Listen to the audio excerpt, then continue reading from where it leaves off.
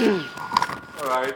Thank you for joining us. It's still the weekend show, and this is our discussion segment. This morning will be turning our light to a very important conversation that we usually do not have on television. Maybe mostly neglected, but it is also a very important part of a state, of a government, of ensuring that things work out in harmony in society, especially in Anambra State. Yes, and most times we do have boundary issues, we have community rivalries.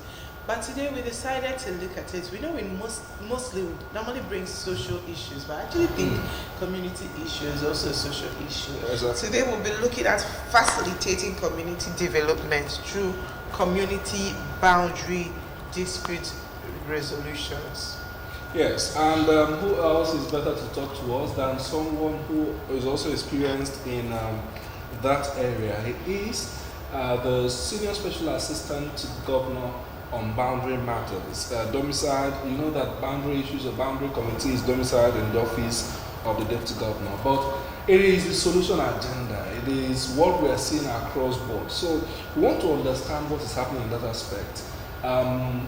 For you, if you hear boundary matters on radio or on TV, what does it even entail and how can we use it to facilitate community development?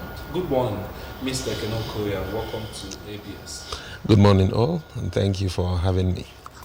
So I'd like to know, maybe it's taking back a little, but I'd really like to know when it comes to boundary issues, who do you think is in a better place to step in? Do you think it's the government? Because sometimes we notice that some of these boundary issues, boundary conflicts, they go back in days. Let me use outside Anambra, for instance. The who owns Gaza, who doesn't own Gaza thing. The Israeli war now, you get. The Israelites get to say, God gave us this land too. The Palestinians get to say, before God gave it to you, somebody had it and God took it from there. So, like these boundary matters, we get to see some people say it's something that it cannot really be traced back, cannot really be sorted out. But do you agree with me? Do you think boundary matter is something that can be solved by the government? Because considering sometimes we get to hear that, this land government gave these people, it was actually ours. Because I know of a popular place in Anambra State I won't mention, that all of a sudden we started hearing change of name. David, you should know better. We started hearing change of name. And then we heard that according to the court, it was actually assigned to a particular community. But till date, the other community that lost out is still saying that's actually our land. It's because we don't have people. So I really want to understand how complex is these boundary issues. Is it something that the government can just solve? Or is it something that goes through negotiation? The government is just mediating. I really want to understand how deep it is. Well, thank you so much, Oluchi. And David, you're looking like Ichie this morning. I hope your village people are watching. Maybe when you come back. They know the TV. Okay, well, thank you so much for the question. Well, this is a very important issue that people ought to know, especially people from Anambra State, the citizens of Anambra State and people who dwell here. So, every community, every state is made up of communities. And communities are made up of families or clans, things like that. And all these people, this setting as a whole, or the system, all of them, they are part of a particular line of history.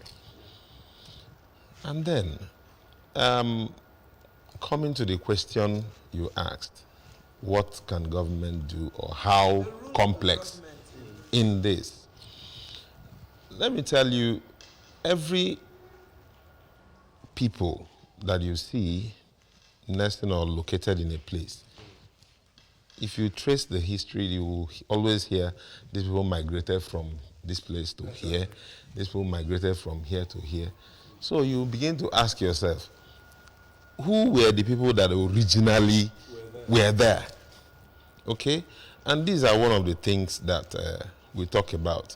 So I really want to thank Mr. Governor, the leader of the state, Anambra State, and then the deputy governor, whom has the charge to lead boundary committee in Anambra State. A very passionate man about the whole matter and activities of boundary. And one, I'll tell you that if a government is passionate about an issue, that is when it seems easy for them to handle it. In the real sense of it, it's not an easy thing. It's a very, very complex and difficult task. But the passion that is exhibited by Mr. Deputy Governor, who is the chairman of Anambra State Boundary Committee, makes it look easy for him. But we know that it is not easy. Now, coming to the role of government, you know, you said something that it is quite complex. When community, these people will come and say this and all that. That is why most of the things that we do in boundary revolves around documentary evidence. Okay. And now, how do you establish this documentary evidence? Through the courts, through MOUs, memorandum of understanding, you know, between neighbors or people who are in this particular dispute. Now, if you begin to go through that before the court will get to a point of delivering judgment on boundary issues, there must have been a series of investigation, interrogation, chronological explanation, and all of that. So the courts have this time to trace through all of this, time to hear everybody one by one. So by so doing, they gather a lot of facts and evidences and all that, which will help the court in delivering this judgment. That is putting all of these complexities in one piece. Judgment, okay, or pronouncement of the court, handed over to the communities, and then us as boundary managers. When you come, you make presentations. And these documentary evidence are your very cardinal point of proof that this has happened, that has happened. And we are seeing it. We have our team, legal team, the survey team, and so on, because we domiciled under the office of the deputy governor, who is the chairman and also head of the technical team, where all these are analyzed, examined, all these documents. So when they come, it's a painstaking exercise to get through to all of this and then come to a conclusion or resolution of this is what the court have said, therefore it goes to these people or these people. All right, still talking about the complexity. I think apart from erosion and environmental issues for Anambra, boundary matter seems to be the next in line when it comes to complex issues. When you can see a community and there are 5 or 6 villages or even communities that are neighbors struggling for the same piece of land. You can see a community where this community is fighting for more than 5 boundaries with 5 different communities. And some of these issues continue to come up.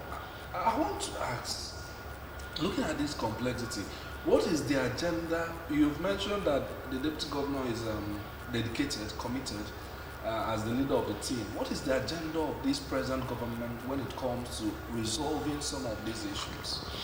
Okay.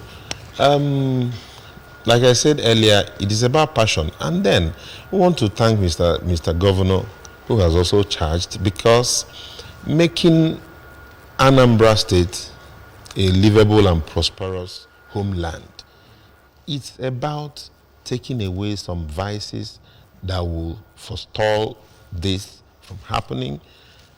Now, the government has this particular agenda.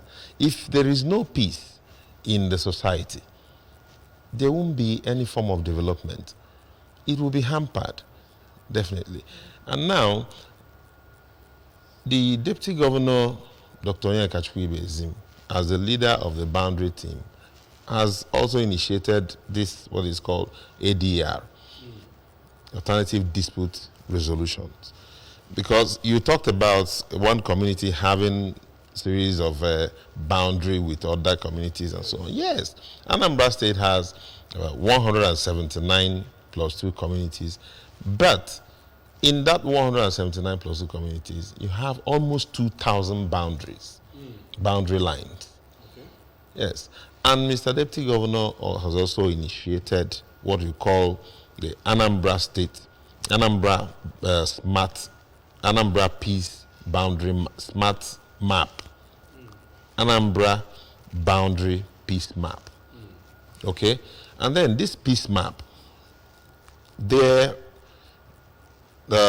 boundary lines were categorized according to colors, which depict the level of dispute in each particular boundary line. Okay, you have red line, you have green, and you have yellow lines. All right, the red line describes boundaries that are very volatile, troublesome, no-go area at the point.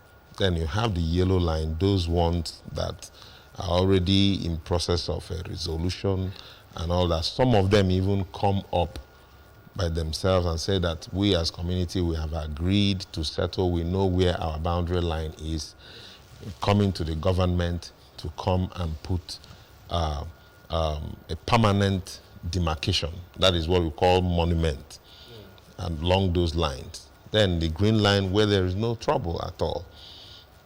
Nothing is coming up there as any kind of crisis. So, and that is what it is.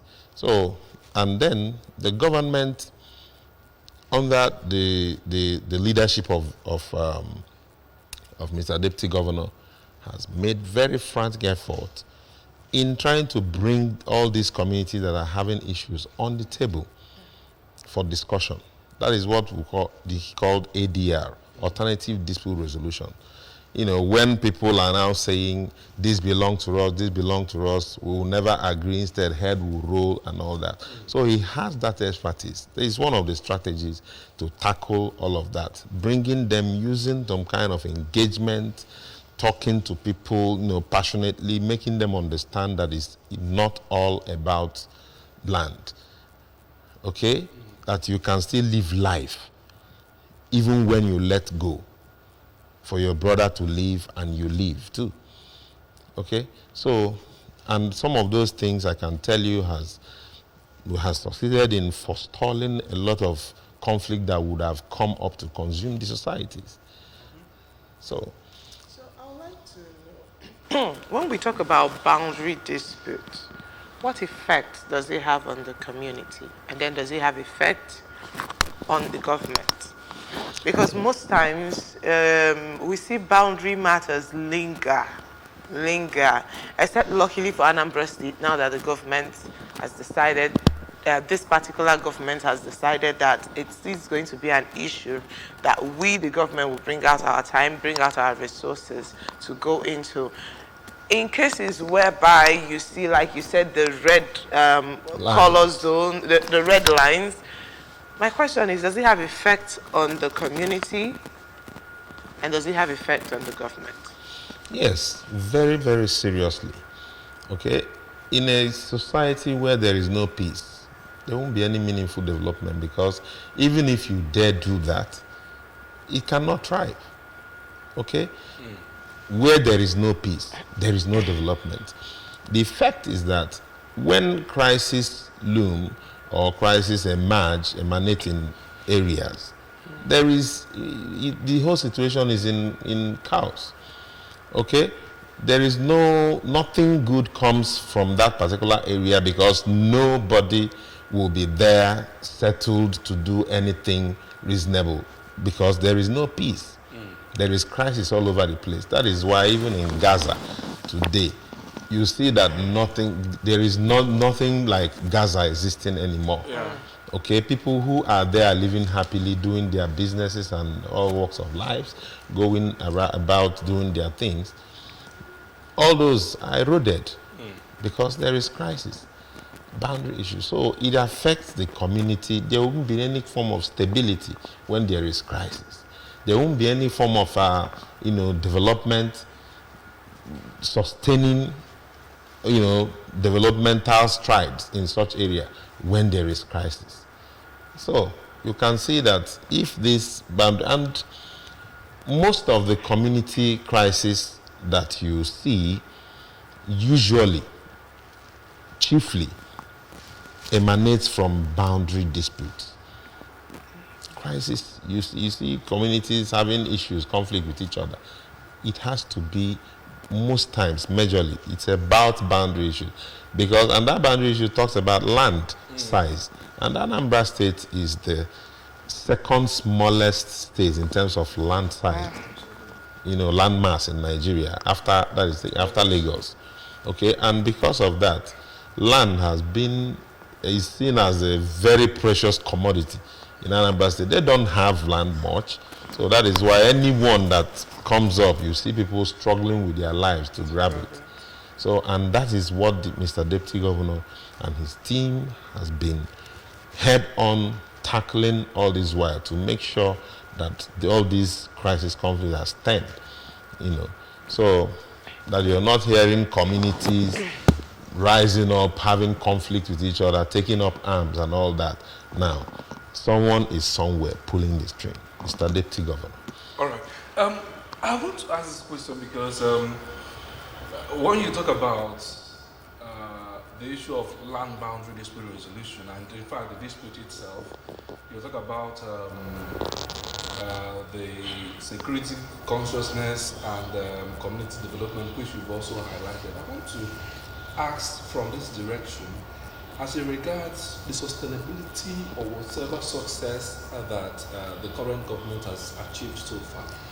Now, I've had opportunity to report on land dispute issues, cover court cases, and even panels set up by state government. One issue continues to come up: documentation. Maybe in those olden days, when there were settlements and there were no formal documents on how these lands were, and it continues to pose an issue. What is the current government doing to ensure that in those places where there has been agreement as to look at where the boundaries are, that there are strong documentation that will even outlast the government, that tomorrow those issues will not come up again? Yeah, it's part of the process of this dispute resolution plan. Okay, if people come to a consensus agreement that this is where the boundary line falls, after the mediation of the boundary committee, over time, eventually we make them to sign very strong. The government make them to sign very strong MOU, which will be domiciled in the office of the deputy governor, that is via SBC, that is State Boundary Committee, and the communities will have theirs.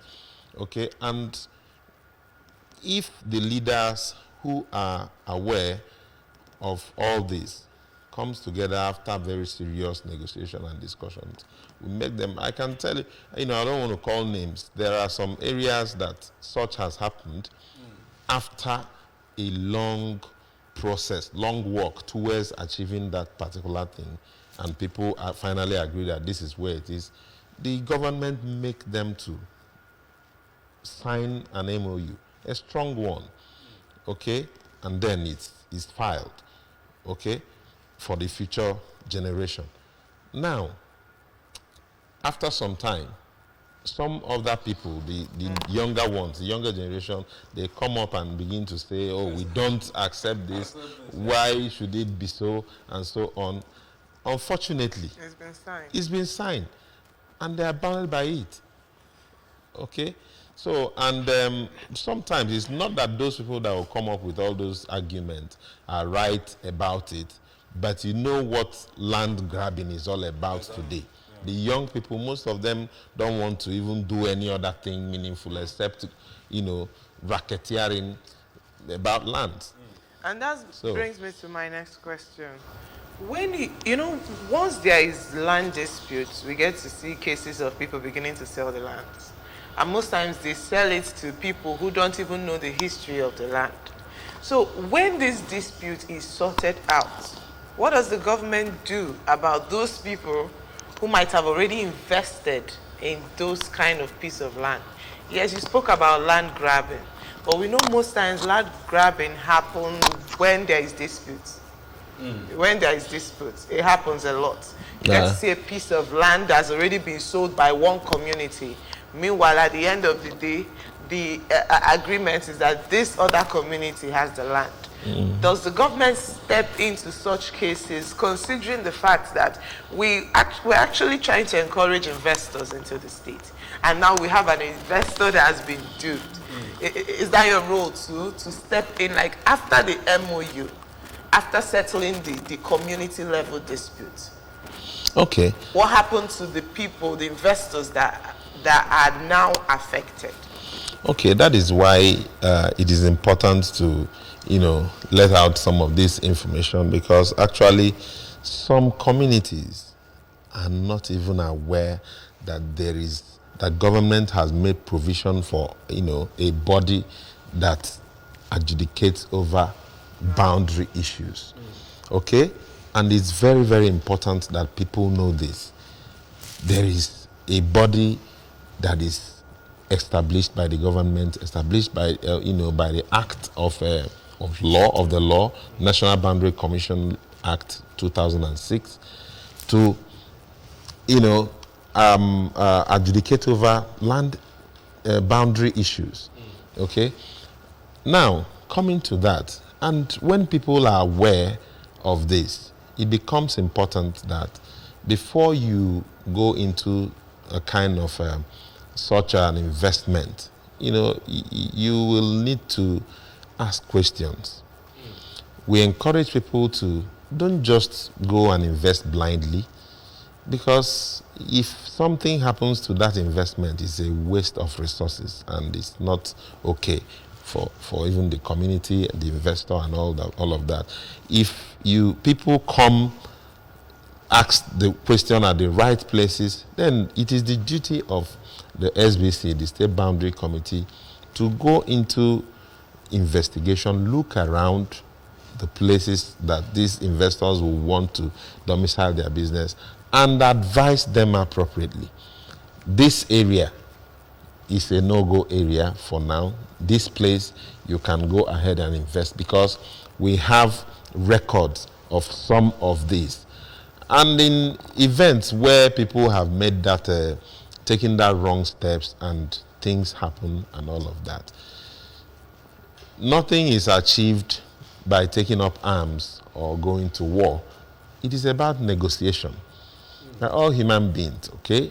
The SBC has that expertise to negotiate very objectively.